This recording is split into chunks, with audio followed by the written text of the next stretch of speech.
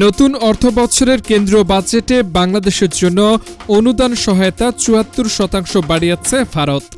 এর ফলে ভারতের বাজেটে বাংলাদেশকে অনুদান হিসেবে বরাদ্দ রাখা হয়েছে ৬০ কোটি রুপি। ভারতের কেন্দ্রীয় বাজেটের নথির বরাত দিয়ে এ তথ্য জানিয়েছে দেশটির প্রভাবশালী সংবাদ মাধ্যম দ্য হিন্দু বিজনেস লাইন।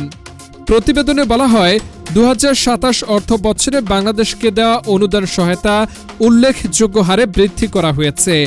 অঞ্চল জুড়ে সময় সময় ভারত বিরোধী মনোভাব দেখা দিলেও নয়াদিল্লির এই বরাদ্দ বৃদ্ধিকে কৌশলগত ও কূটনৈতিকভাবে গুরুত্বপূর্ণ বলে মনে করা হচ্ছে।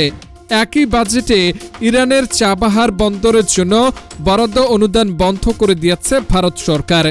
যুক্তরাষ্ট্রের ক্রমবর্ধমান নিষেধাজ্ঞার চাপ এবং কূটনৈতিক সংবেদনশীলতায় এ সিদ্ধান্তের প্রধান কারণ হিসেবে কাজ করেছে বলে প্রতিবেদনে উল্লেখ করা হয়েছে।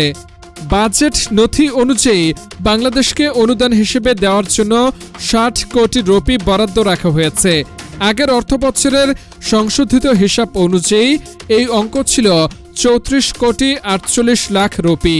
উল্লেখযোগ্যভাবে ভারতের ২০২৬ অর্থবছরের বাজেট প্রস্তাবে পররাষ্ট্র মন্ত্রণালয় MEA বাংলাদেশের জন্য ১২০ কোটি রুপি অনুদানের প্রস্তাব দিয়েছিল, যা পরে সংশোধিত হিসাবের সময় কমিয়ে আনা হয়। এদিকে ২০২৭ অর্থ বছরে অনুদান বৃদ্ধির তালিকায় তালেবান শাসিত আফগানিস্তানও রয়েছে। দেশটির সবচেয়ে বড় হারে ৫০% অনুদান বৃদ্ধি পাচ্ছে।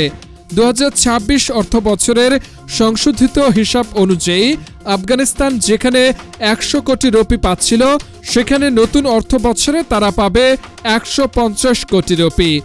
বিশ্লেষকদের মতে দক্ষিণ এশিয়া ও প্রতিবেশী দেশগুলোর সঙ্গে ভারতের কূটনৈতিক অগ্রাধিকার ও আঞ্চলিক প্রভাব ধরে রাখার কৌশলেরই প্রতিফলন এই বাজেট।